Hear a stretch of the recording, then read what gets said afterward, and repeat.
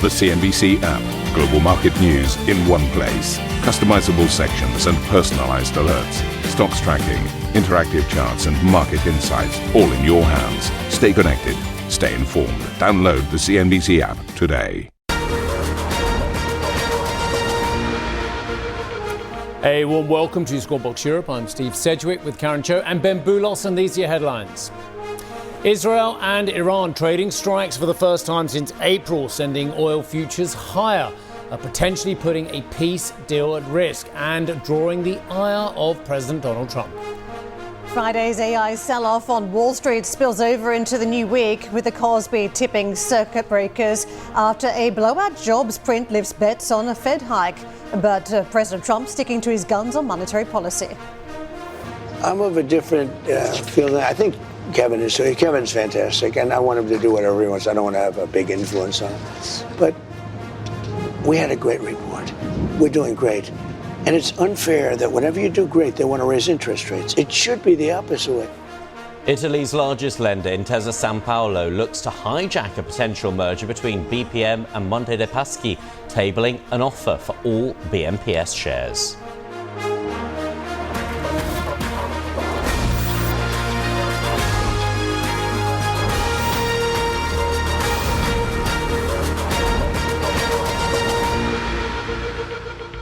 Very good morning, Karen. Good morning, Ben. Absolutely fascinating as ever. Our job never gets dull. Look, let me just tie a few things together as well. One, everyone's stunningly worried about the economy all of a sudden, but actually the president's worried it's going too good, and that will actually dent his hopes for rate cuts.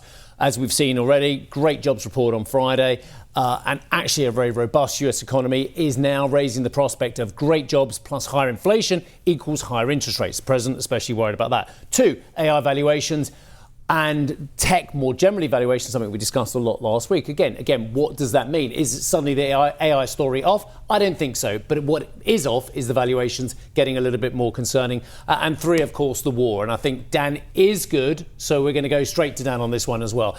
Israel and Iran have exchanged fire despite US President Donald Trump reportedly telling the Israeli Prime Minister Benjamin Netanyahu not to retaliate, increasing pressure on an already fragile ceasefire between Washington and Tehran.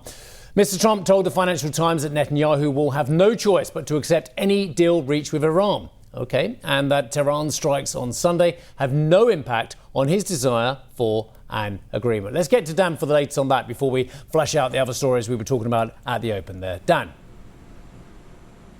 Good morning, Steve. Good morning to you all. Well, first, this new escalation certainly putting that fragile April ceasefire to the ultimate test now. Israel and Iran have struck each other directly for the first time since that truce took hold, leaving the regional peace agreement basically hanging by a thread. Of course, markets reacting to the uncertainty. We're seeing oil prices spiking here at one stage over 5%, with Brent crude surging over 95 USD as investors brace for potential disruption. Of course, the Israeli Air Force has hit military targets deep inside central and western Iran, specifically targeting air defense systems and weapon sites, they say. We're also following reports that say explosions were heard across multiple Iranian cities. And this was direct payback in a way. On Sunday, we saw Iran firing at least 10 ballistic missiles into northern Israel in response to a deadly Israeli airstrike inside Beirut, targeting Hezbollah locations. Israel saying it was able to intercept all of those incoming targets and there were no injuries on the ground. Crucially, though, neither side has officially declared the ceasefire dead, but as I mentioned, the truce has kind of never been more vulnerable at this point. The real battle, though, seems to be unfolding behind closed doors between Washington and Tel Aviv. And Steve alluded to this earlier, but Axios reports that President Trump personally ordered Prime Minister Benjamin Netanyahu to stand down and to give diplomacy more time. One US official says Trump told Netanyahu, "We are close to doing something good in terms of a deal with Tehran." Israel went ahead and struck anyway, and the president's frustration is seemingly spilling into the open as well. President Trump also speaking with the Financial Times in the last 24 hours, saying, "I call all the shots. He doesn't call the shots." President Trump also insisting that Israel's prime minister won't have any choice but to accept whatever final agreement Washington secures. So behind the scenes as well, US officials speaking to Axios are seemingly trying to contain the damage, not just the fallout in what appears to be a growing fracture between the United States and Israel, but also intentionally describing these Israeli strikes as relatively limited in scope, perhaps hoping to prevent a formal declaration that the truce is over and to maybe even buy the president more of a narrow window to try and salvage these negotiations. Iran had previously threatened to target US military bases if Israel retaliated, and its top negotiator also warned that American assets in the Gulf will once again become legitimate targets. It's a threat really underscored by that weekend clash between US and Iranian naval forces near the heavily blockaded Strait of Hormuz. So the Gulf certainly on a higher alert this morning. How Iran could potentially retaliate, whether or not US bases or even civilian and energy infrastructure could once again be in the crosshairs remains to be seen at this point. But just to underscore it, the truce looks incredibly fragile right now, and asset markets are reacting as a result. They are, Dan, and it's that sensitivity on markets I want to get to next as we take stock of the Asian market performance today, because it is the duration of the conflict that has been front and centre from the start, but every day seemingly mattering now as we see the inflation numbers start to print higher. The market is looking at what the central bank functions will be from the Fed Reserve to the ECB this week, and all that while we've seen this very heady run on the technology names that are now coming off because of those concerns around tightening credit conditions. We're seeing very big falls across in the Asian markets today. You can see South Korea are down 7.7+%. It's been down 9%. Some of the circuit breakers have been triggered today. And don't forget, as we talk about South Korea, two stocks very dominant on that market. It's the concentration risk that we'll talk about during the show in the Asian markets, in particular SK Hynix, Samsung. The falls they're accounting for the big swing you're seeing in the South Korean market, down 9% on Samsung and more than 6% on SK Hynix. Just whether these valuations are too stretched, whether it's a healthy correction to see a pullback, the size of these swings, when, let's face it, the swings to the upside have also been fairly extraordinary. US markets, as we switch over to what we saw Friday session, intraday we actually had a fresh record before the sell-off took hold, even on the Dow, to the tune of 1.3%. The retreat, though, magnified over on the Nasdaq, 4% pullback, significant drop that we saw. Also, now the ranges on those US boards. So for the S&P 500, breaking that 9-week winning streak as a reversal for the course of the trading week, as you factor in the 2.6% pullback, was a fall roughly of that extent too for the trading week. But technology stocks are brutal, and we saw in particular around the chip stocks that have been real high flyers, that picks and shovels trade that we've been talking about day in, day out with a lot of fund managers. That was where we saw the pain point, the worst sell-off or the worst trading days since COVID, as those stocks swung lower. And big names really just focusing on some of the earnings that have been positive to date, and then Broadcom last week spooking some quarters of that market that have been building on the free cash flow story. So big pullbacks, as you can see, across the board.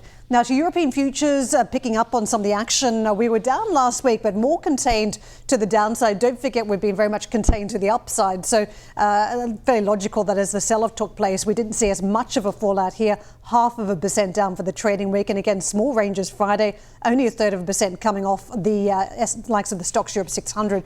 Morning session, we do look down bit, 1.6 off DAX futures early on, and across on the 50 futures, similar territory we are watching. Now, US futures on the back of that brutal selling session, in particular for the Nasdaq, we are seeing a fairly flat range here. It does suggest perhaps investors might put a toe back in the water, but elsewhere Dow is seen weaker. Well, the countdown is on for the SpaceX IPO on Friday when it debuts on the Nasdaq. The listing, which is set to be the largest stock market debut in history, is looking to raise up to $75 billion, giving SpaceX a valuation approaching $1.8 trillion. The CEO of Seraphim Space, Mark Boggart, told us this morning that there is a structural change underway in the sector.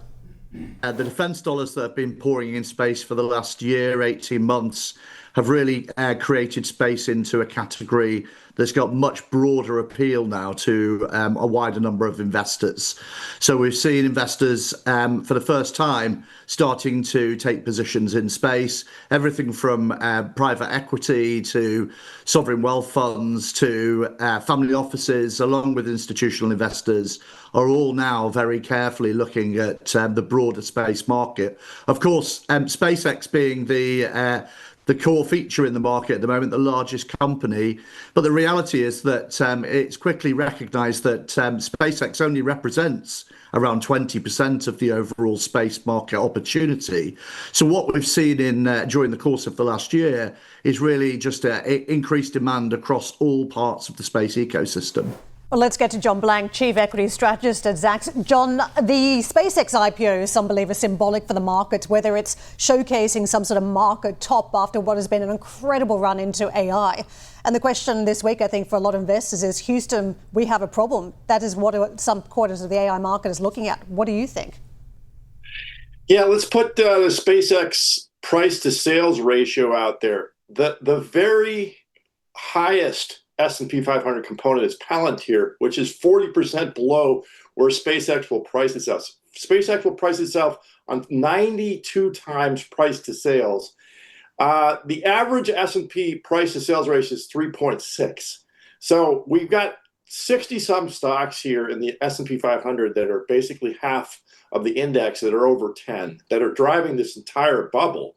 And SpaceX is going to be 40% above the highest one of those groups. It's just crazy. That's the point, isn't it, around the addressable market, whether if you can claim market share, whether you can get to the sort of multiples that are being promised in AI, because the addressable markets for some of these companies keeps on growing, which is why some of the enthusiasm, euphoria has been growing as well. As you look more broadly at the performance we saw on the NASDAQ in that Friday session, the reversal of 4% and much deeper in some quarters around semiconductors, are you worried that this is the beginning of something, or is it just a natural sort of profit-taking moment? Oh, no, I'm absolutely worried. I think you have, Broadcom and Micron as the real, center points of a climax top in semiconductor chips. And that is, as you spoke to, the picks and shovels trade, and those are the marquee names. So this is, 20% down on Micron from their highs. It's a long ways, and that is, that's a genuine bear market in Micron shares. So, can the NASDAQ itself get to another high in the next 6 months? Probably, but now we don't have the picks and shovels supporting it, which is a serious loss of support. So it is material, it is worrisome, but you've got a situation with 26% annual earnings growth in play. That's where the bulls keep going back to, and I expect they'll keep going there for the next 6 months too. John, given that the sell-off seems to have stemmed back, you can sort of trace it back to the fall in one particular company, and that's Broadcom, and that's even when the quarterly earnings came in above consensus estimates, but just shy of the top range of estimates. Yet we saw the share price fall 12%. It then triggered the sell-off in Asia, which filtered through to Europe. And I just wonder, is this proving right, the assertion in some quarters that the concentration that we've seen in tech stocks and the reliance on the wider markets for the gains is creating a vulnerability and a real sort of precariousness in equities? Absolutely, Ben. I mean, we're 5% higher. The S&P 500 tech sector itself in the overall index is 5% higher than the bubble top in March of 2000. So we're way overextended. And this is the case. So, we've got to see this come back for some reality check under any circumstance. And then you got to have the Fed and the bond market and all the other stuff that's coming later with the Strait of Hormuz this year. It's just getting to be a train wreck if you look down the road, and that's where the markets are paying attention to. John, if you were running a big company about to IPO, maybe involved in space, would you choose this week to be launching a listing?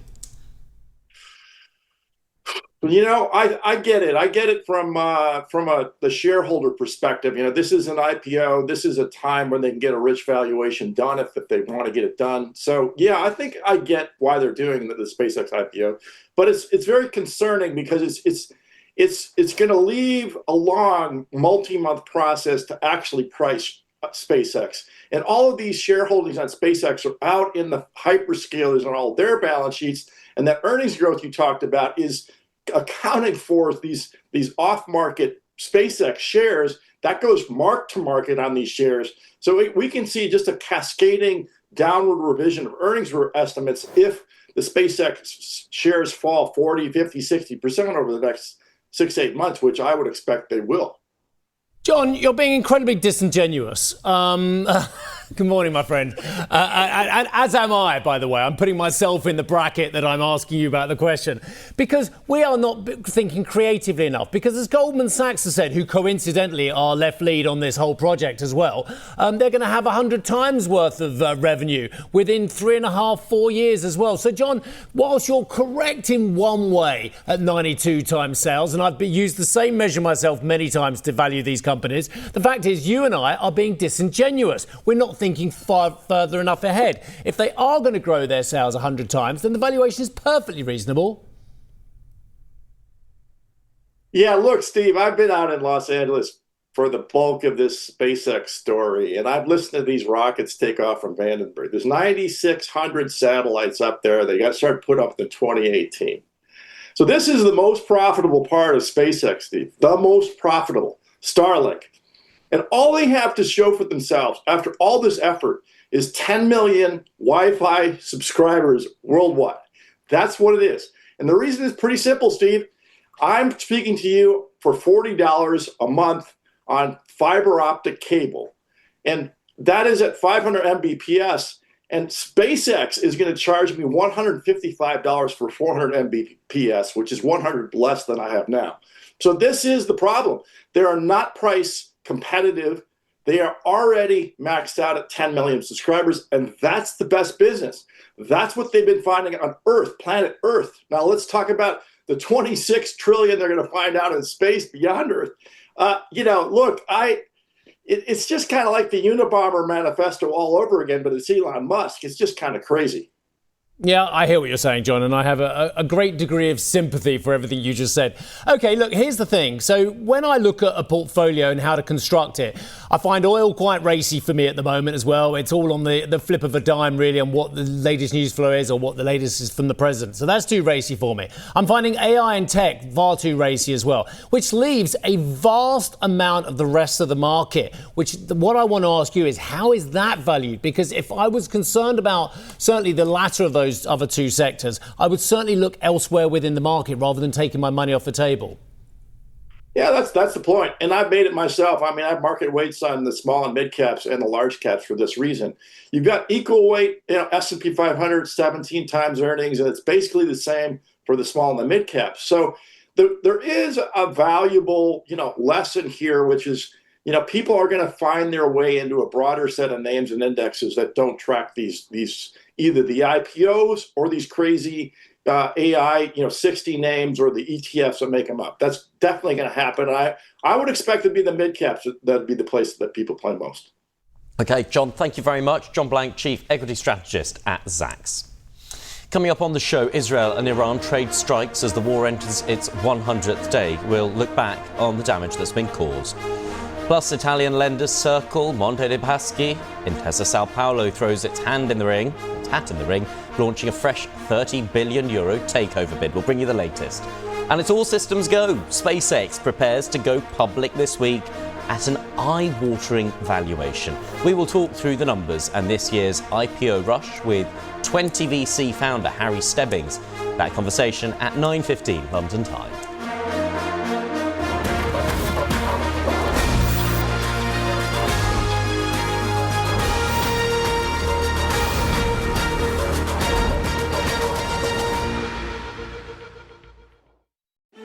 Executive Decisions is the new podcast from CNBC, where I ask powerful leaders about their decisions that changed everything.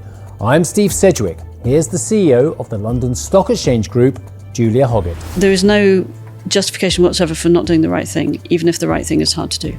Which also means that if the context changes or the information changes, it is absolutely fine to also change your mind. That's Executive Decisions with me, Steve Sedgwick. Get it wherever you're listening to this.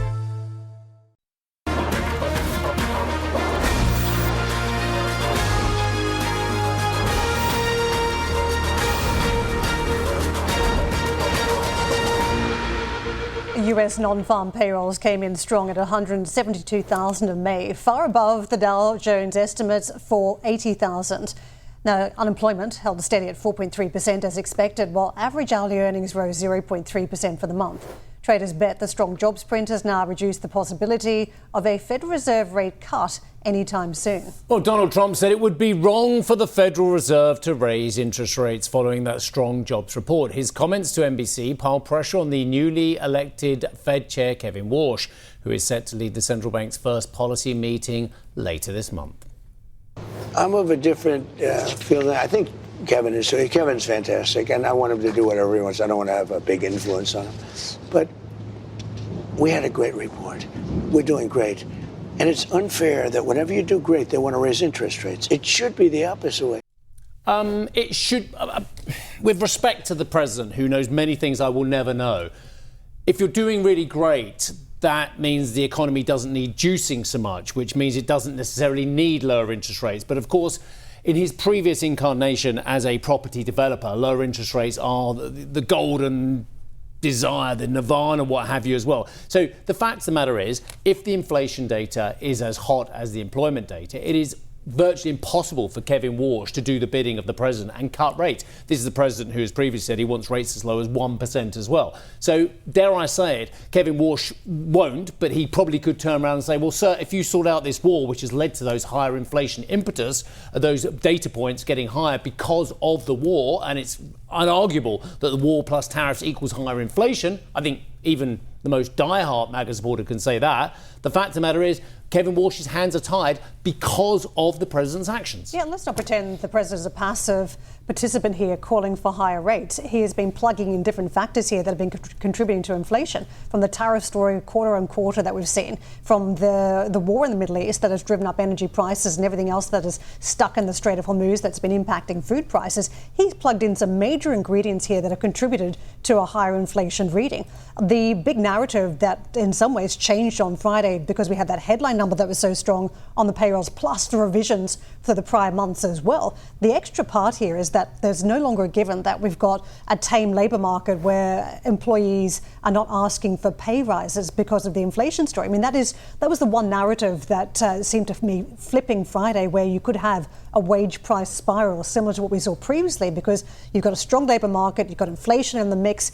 People want to reprice their own household books. They're going to go back to their employer and say, look, I need to pay for the extra costs coming my way. Yeah, I suppose the only way you could justify cutting rates is if inflation was close to target. And if you use the trimmed mean inflation measure, apparently, according to Kevin Warsh, it does mean inflation is closer to the 2% target. The failing in that analysis, I would suggest, is that if people aren't using that to guide their wage rise requests and so on, it's irrelevant, because if they're going by the headline inflation and that is what's determining wage increases, you still then have the problem of the higher price spiral that you referred to just a moment ago. Warsh is also betting on the fact that the story becomes deflationary because of AI and technology. In previous cycles, technology has proved deflationary, but this time round, at this point in the cycle, we're not necessarily seeing that. We're seeing chip inflation coming through into the mix in a big way in electronics. We're seeing it in terms of groundbreaking around some of the infrastructure side, the amount of jobs being pulled into the economy thanks to AI. So we're not seeing the deflation story. Whether he's right at some quarter down the track, perhaps that will play out. But at this point, what the Federal Reserve members are looking at, a whole heap of heat coming through in the numbers. And I hate to point out to the president, but it's not Kevin Warsh's bidding to set interest rates. It is 12 FOMC members, including some of his old favourites, Lisa Cook, Beth Hammack, who's been commenting on it in the last 48 hours as well, Neil Kashkari, Anna Paulson, and who's the other guy? I think Jerome H. Powell, I think so. Dare I say it, even if Warsh were to be the sock puppet, was it Elizabeth Warren who said that? The sock puppet, which I don't believe he is, by the way. He's nobody's sock puppet. He's nobody's sock puppet. That's exactly what he said. Even if he were the sock puppet, which we don't believe he is, it ain't him alone. It could be, it's not going to be 11-1 vote, but he doesn't dictate it on his own. Kevin wants a family fight. He's going to get a family fight. As you've pointed out, and other commentators as well, the fact is, in the build-up to Jerome Powell handing over as the chair to Kevin Warsh, the fact is there has been more visible dissent brewing, and that was under Powell, so goodness knows, under Walsh. Yeah, they're just warming up for, weren't No, they? you can't. Yes, well, I'm going to do it anyway. I'm going to do it anyway. Posit a theory here that maybe there is a strategy behind the president's rhetoric, that maybe he is saying he believes the Fed should cut rates while actually hoping that they do not. Because if there is an affordability pressure crisis approaching the midterms, he then has someone else to point the finger at and say, well, look, I said they should cut rates. And the reason you're feeling affordability pressures is because they haven't cut rates and the cost of borrowing and mortgages and loans is so expensive. In It's Republicans, a in theory. all the voting, and I've looked at a lot of polls the last 48 hours, even Republicans are less confident in the president's ability on the economy and interest rates and inflation, and that has come up. So I don't know if that would wash or even wash. Very good, very good. I set them up. And you score the goal. There we go. Not sure if that would wash, just in case you didn't get it first time. President Trump, I don't know, it was awful, wasn't it? Do you want to just explain it once more? No. 2 dad jokes is enough for our audience on a Monday morning. President Trump also raised eyebrows in that NBC interview. He actually walked out after being challenged on his weaponization fund and claims of election fraud. Your elections are crooked, and you're crooked, and Meet the Press is crooked, and so is ABC, and CBS, and CNN. But Mr. President, you're one-sided crooked network. So let's call it quits, because I've had enough. Thank you, darling. Have a good time. Mr. President, let's please. I traveled all the way to Wisconsin. I've sat in the rain with you. I know. I've sat in the rain with you for an hour, on and off in the rain, and I've given you enough time. You ought to straighten out your press, because you know what? Mr. A President, country can never be great with a dishonest press. Listen, we traveled all.